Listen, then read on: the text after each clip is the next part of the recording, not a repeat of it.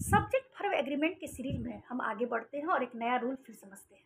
यदि एंड द्वारा जुटे सिंगुलर नाउन से एक ही वस्तु या एक ही भाव का बोध हो तो उस कंपाउंड को सिंगुलर सब्जेक्ट समझा जाता है और उसके लिए सिंगुलर वर्ब का प्रयोग करते हैं। जैसे slow and study. Slow and study, what is the study? Developing, growing gradually at a regular rate. So both has same meaning, and slow and steady is this compound word is just considered as a singular. That's why you have added here wins the race. Of course you know इस simple present में अगर कोई singular है तो उसके साथ क्या लगाते हैं? एस या ईएस लगाते हैं वर्ब के साथ। उसी तरह अब दूसरा एग्जाम्पल देखें, राइस एंड करी इज माई फेवरेट डिश। आपको पता है राइस जब भी आएगा उसके साथ करी आएगा। उसी तरह bread and butter is a cheap food. Hammer and sickle was there. Next example, the crowd and the glory of the life is character, all coming and going was forbidden. पर जब दो या दो से अधिक सिंगुलर सब्जेक्ट, ये नया rule है देखिए, जब दो या दो से अधिक सिंगुलर सब्जेक्ट एंड से जुड़े हैं तब वर्ब प्लूरल होता है।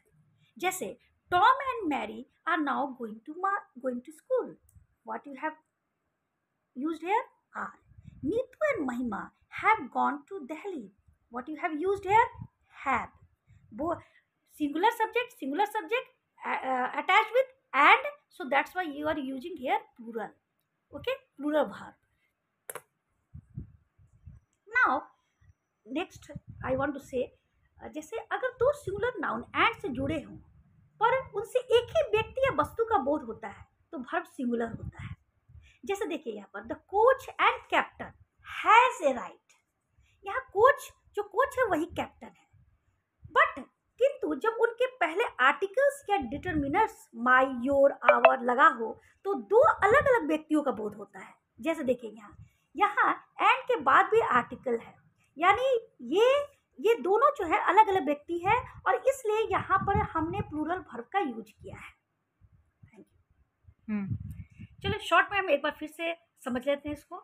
आपको मैंने बताया पहला रूल कि अगर एंड से दो, जैसे स्लो एंड स्टडी, दो जुड़े हुए हैं लेकिन दोनों का सेंस और भाव एक ही है और एक ही वस्तु या एक ही भाव का बोध है तो वहाँ पर हम क्या लगा रहे हैं? उन्हें सिंगुलर कंसीडर कर रहे हैं।